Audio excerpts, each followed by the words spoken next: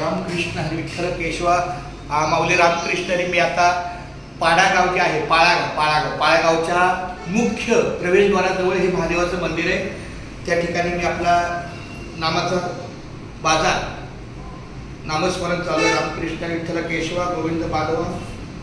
Ramakrishna Vitthal Keshwa Govind Madhava.